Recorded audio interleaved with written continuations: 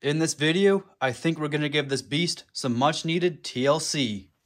Now if you got a good eye, you'll notice the engine's missing. We've already taken it out and completely rebuilt it. If you haven't seen that video, it should be out already. Check it out. So here's just a little sampling of some parts we got for it. We got some bearings, got some fluids, and I was just so blown away with the chassis protector we have on the 8XT here. Check that out, that looks amazing, and it's also going to help protect it. That I got a chassis protector for this one too. But the thing about this one is it's got a little trick up its sleeve. I'll show you later. So first order of business is we're going to remove this fuel tank. It's been leaking fuel for weeks and it's been making a mess. Smells good though.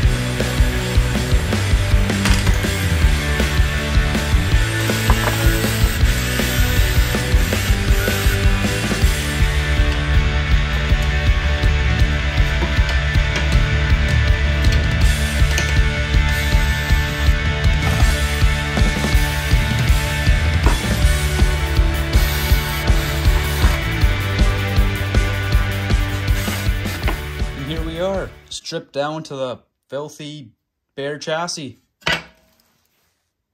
Last thing to do is peel off this already peeling clear chassis wrap I put on last summer. Got the old chassis wrap off. What a painus in the anus.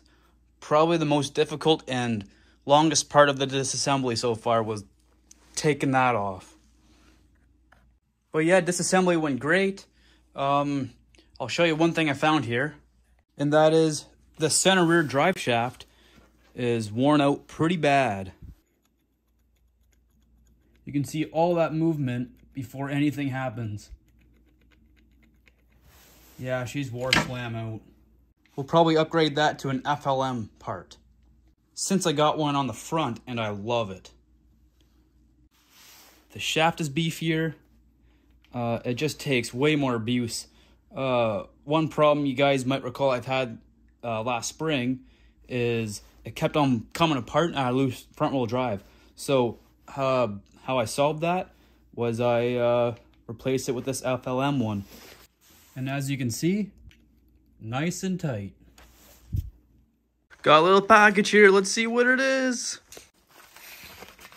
So we got a package here from Detroit Performance.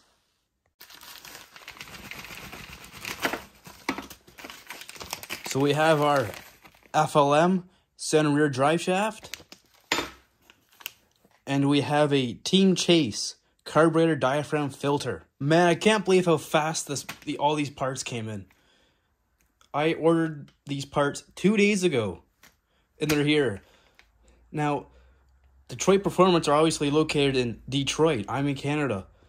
Everything I order from Canada takes at least a week to get here. This is the fastest anything showed up for me. I can't believe this.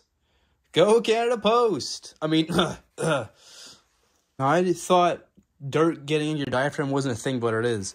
You can see here on this old carburetor I have, there's an opening right here, and apparently dirt can get in here and fill your diaphragm full of dirt.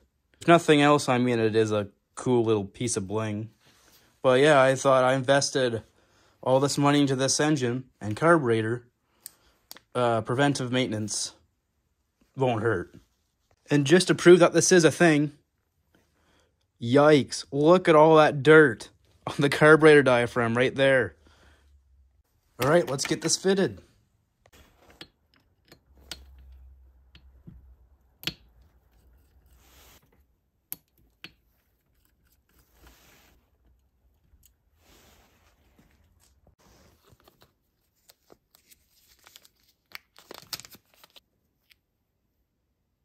It looks like just the filter sits in like this and bolts onto the carburetor.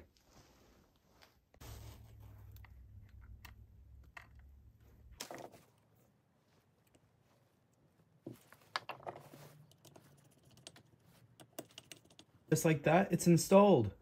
If nothing else, it looks kind of cool.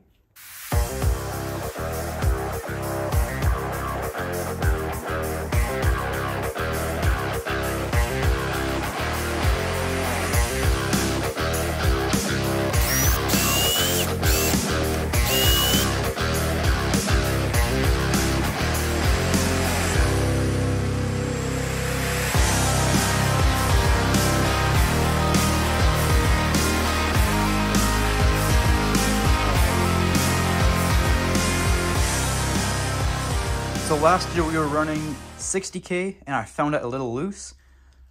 So I thought we would try about doubling it. We have some 125,000 diff oil. I was really thinking of getting that diff locker for the center diff, but there's two reasons why I don't like it. One, you lose your brake bias, and two, I think it would be a bit harder on your drivetrain and you'd probably snap pins more often, so because there's no give. So we'll try some thicker diff oil for now. If I'm not pleased, then maybe we'll try the locked diff. Getting ready to put the spur gear on, and looky what I find.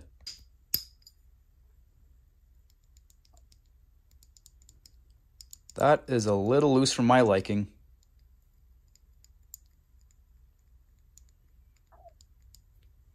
Now I'm thinking I may change the gearing in the future, the spur gear. So instead of replacing with the stock expensive spur gear, I think I might fix it temporarily for now. No laughing, if it works, it works. What do you think? Will it work?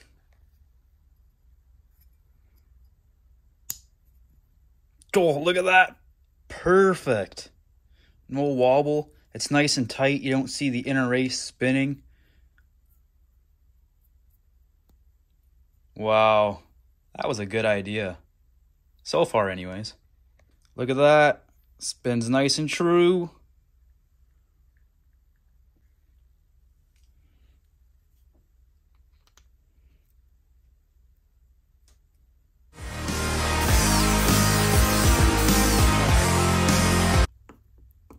Click.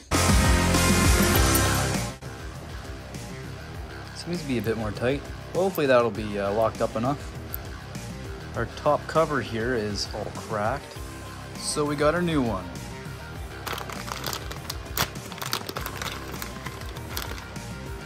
Comparing parts, looks to be about the same. It's a very careful art when you're tightening these.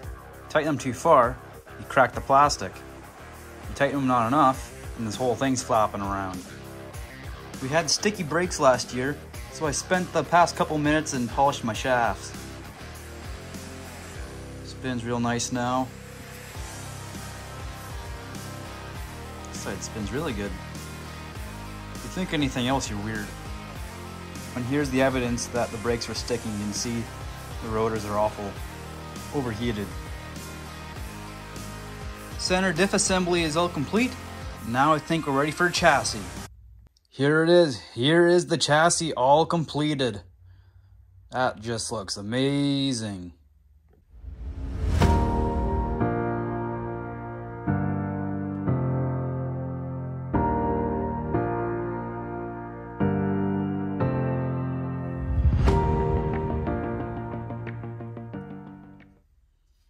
So here it is. If you notice, underneath the chassis, it's all gray. This is the normal color of the chassis. So what we did was we sanded all this chassis down to get rid of all the scratches and scrapes under here. And then we put this kind of protective paint underneath. That just helped to fill in the deep scratches we couldn't get out and prevent the chassis from corroding. And then on top of that, we have the Dark Side Design Studio chassis wrap. And the trick this has up its sleeve is we have the Extreme Basher finish. And if you can hear, it's all textured. Super durable. It's gonna help protect this chassis for years to come. And no, this is not sponsored. I just really think he does a great job with these chassis wraps.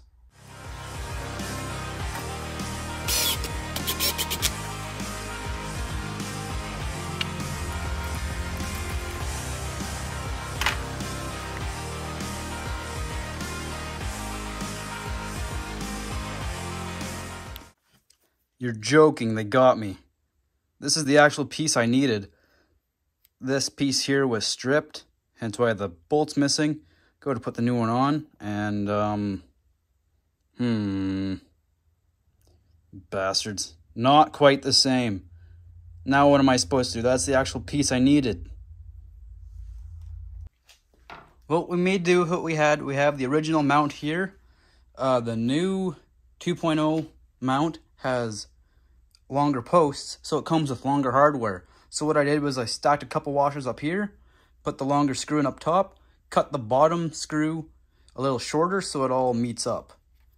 And you can see it's not even noticeable. Good from far anyways. We also cleaned the fuel tank and the cap, and I'm glad I cleaned the cap because the vent was completely plugged solid. So we grabbed a micro drill bit and we drilled all the crud out of there. And now it's time to go over this rear end. We have a brand new drive shaft and some new oil for it.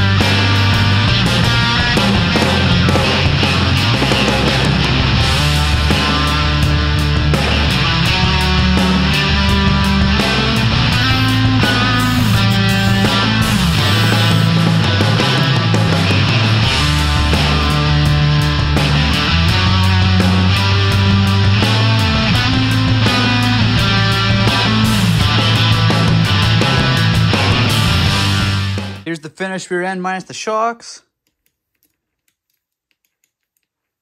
Everything's absolutely butter smooth and feels like brand new.